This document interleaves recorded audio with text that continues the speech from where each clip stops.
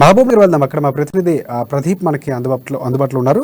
కల్వకుర్తిలో మరోసారి double bedroom ఇళ్ళ రగడ అనేది మళ్ళీ రేగినటువంటి పరిస్థితి కనిపిస్తుంది. ఇళ్ల కేటాయింపులు అవకతవకలు జరిగాయని ముందు నుంచి కూడా ఆరోపిస్తున్న పరిస్థితి ఇప్పుడు అది ప్రధానంగా మరొకసారి వినిపిస్తున్నటువంటి పరిస్థితి. 2 రోజులుగా దానికి సంబంధించినటువంటి ధర్నా చేస్తున్నాం, అయినా కూడా స్పందన లేదు. బెదిరింపులకు పాల్పడుతున్న పరిస్థితులు కూడా ఉన్నాయి. కల్వకుర్తి పోలీసులు కానీ లేకపోతే అధికార యంత్రాంగం సంబంధించి వాళ్ళు కూడా బెదిరింపులు చేస్తున్నారు, అయినా వెనక్కి తగ్గేది లేదు, మేము పోరాటం చేస్తున్నారు చెప్తున్నటువంటి పరిస్థితి కూడా కనిపిస్తుంది లబ్ధిదారుల నుంచి. దీనిపై పూర్తి అప్డేట్స్ ఏంటి ప్రదీప్, చెప్పండి.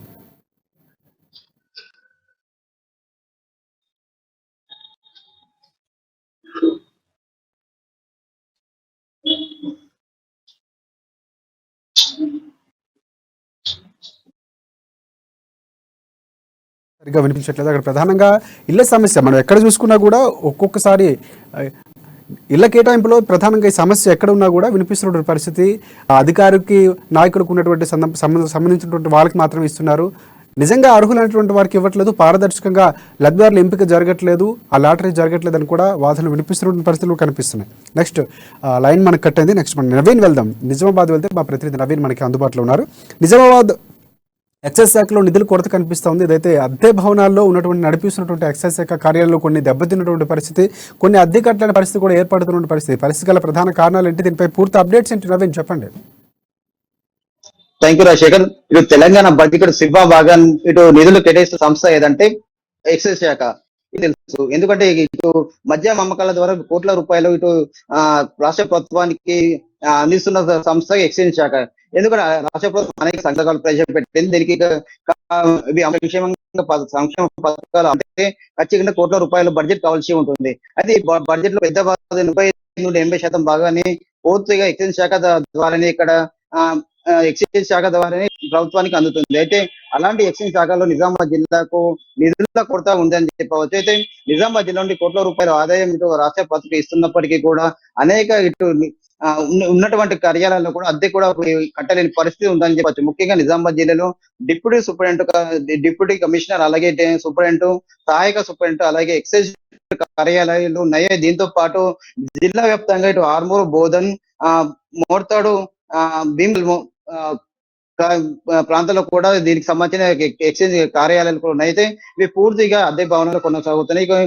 పూర్తిగా ఇటు ఉన్న భవనాలు కూడా కొన్ని శిథిలావస్థ చేరుతున్న పరిస్థితి కనిపిస్తుంది. గత కొన్ని రోజుల్లో కురిసిన వర్షాలకు ఎన్ఫోర్స్మెంట్ భవనం కూడా పైన కప్పు కూడా కూలి కింద పడిన పరిస్థితి. అయితే ఆ సమయంలో అక్కడ కార్యాలయంలో ఎవరు లేకపోవడంతో కూడా కొద్దిగా ప్రాణాపాయం తప్పిందని చెప్పవచ్చు. అయితే పూర్తిగా ఇటు దీపావళి కొనసాగడంతో వెంటుకైన పరిస్థితి ఉందని చెప్పి ఉన్న భవనాలు కూడా పూర్తిగా శిథిలావస్థకు చేరని చెప్పి ఉన్న శిథిలావస్థ చేరిన భవనంలో కూడా తాము బిక్కున గలపాల్సిన పరిస్థితి ఉంది అని చెప్పి కూడా అక్కడ ఉన్నటువంటి ఎక్సైజ్ అధికారులు కూడా ఇబ్బంది పడుతున్న పరిస్థితి కనిపిస్తుంది. ఎందుకంటే గత 2-3 రోజుల క్రితం కూడా పైన కప్పు కొలిపోవడం, అక్కడ ఎవరికి లేకపోవడంతో ప్రాణాపాయం కూడా తప్పిందని చెప్పొచ్చు. అయితే తాముంటే ఖచ్చితంగా ఎవరు ప్రాణం కోల్పోయే వాళ్ళని చెప్పి కూడా తమకు దీడు నూతన భవనం నిర్మించడంతో పాటు అద్దెకి ఉన్నటువంటి భవనాలకు కూడా రెంట్ కూడా ఇవ్వటం లేదని చెప్పి కూడా ఎక్సైజ్ అధికారులు ఇబ్బంది పడుతున్నారు. ఎందుకంటే కోట్ల రూపాయలు ఇటు ఆదాయము తమ ద్వారా అందుతున్నప్పటికీ కూడా తమకు చిన్న చూపు చూస్తుందని చెప్పి కూడా వీరు ఇబ్బంది పడుతున్న పరిస్థితి మాత్రం కనిపిస్తుంది. అయితే మరోవైపు చూసుకున్నట్లయితే కొన్ని ప్రాంతాల్లో కూడా ఎక్సైజ్ శాఖ కార్యాలయానికి ఈ అద్దెకు కూడా ఇల్లు ఇవ్వలేని పరిస్థితి ఉంది. ఎందుకంటే ఇటు ఎక్సైజ్ శాఖ అధికారులకు సక్రమంగా నిధులు రావు, వీరు కూడా రూమ్ రెంట్లు కట్టలేని పరిస్థితి అని చెప్పి తాము ఇబ్బంది చెప్పి కరాఖండిస్తున్న పరిస్థితి కనిపిస్తుంది. దీంతో కూడా ఇక్కడ ఉన్నటువంటి జిల్లాకు సంబంధించిన ఎక్సైజ్ అధికారులు కూడా చాలా మటుకు ఇబ్బంది పడుతున్నారు. అయితే ముఖ్యంగా ఇటు కొరత ఉన్నప్పటికీ కూడా చాలా మటుకు కేవలం ఇక్కడ సెక్రటరీ, హైదరాబాద్ లో ఉన్నటువంటి సెక్రటరీ కావచ్చు, ఇటు కేవలం ఉన్న సచివాలయం సెక్రటరీ కూలగొట్టి కొత్త సెక్రటరీ ఏర్పాటు చేసి అన్ని జిల్లాలో కూడా నూతన కలెక్టరేట్ అన్ని అర్బడంతో సంబంధించినటువంటి నూతన కలెక్టరేట్ కార్యాలయాన్ని కూడా ఏర్పాటు చేశారు. అయితే తామకు కేవలం వేల సంఖ్యలో ఉన్నటువంటి అద్దె కూడా ఇవ్వని పరిస్థితి ఉందని చెప్పి కూడా ఇబ్బంది పడుతున్న పరిస్థితి మాత్రం కనిపిస్తుంది. అయితే ఖచ్చితంగా తమకు అద్దె గ్యారెంటీ ఇవ్వాలని చెప్పి కూడా చెప్తున్న పరిస్థితి మాత్రం కనిపిస్తుంది. ఎందుకు నిజామాబాద్ జిల్లాలో చూసుకున్నట్లయితే పాత కలెక్టర్ ని కూలగొట్టారు. ఆ ప్రాంతంలో కళాభారతిని కూడా కోట్ల రూపాయలు వెచ్చించి మరి కళాభారతిని ఏర్పాటు చేస్తున్నారు. అలాగే చంద్రబాబు నాయుడు ఆలయంలో ఉన్నటువంటి డాక్రా బజార్ ఏర్పాటు చేశారు. అయితే డాక్రా సంబంధించిన మహిళల కోసం ఒక తయారు చేసిన వస్తువులు అమ్ముకోవడానికి ఆ డాక్రా బజార్ కూడా ఏర్పాటు చేశారు. దాన్ని కూడా ఇటు నిజామాబాద్ నూతనీకరణ పేరుతో కూడా మొత్తం దాన్ని గూలగొట్టే ప్రయత్నం చేస్తున్నారు. మరోవైపు ఎంఆర్ఓ కార్యాలయాన్ని గూడగొట్టి కూల్చేసి మరి అక్కడ ఫిష్ మార్కెట్ ఏర్పడిస్తారు. ఇంత కోట్ల రూపాయలు ఖర్చు పెట్టి నిజామాబాద్ మొత్తం కొత్త భవనం నిర్మిస్తున్నారు. తమకు కూడా తమకు కూడా ఇంత ఎన్ని కోట్లు వేసి ఇటు ఆదాయం ఇస్తున్నారు, తమకు కూడా నూతన భవనం కూడా ఇంతవరకు ఏర్పాటు చేయాలని చెప్పి తమ కూడా ఆవేదన వ్యక్తం చేస్తున్నారు.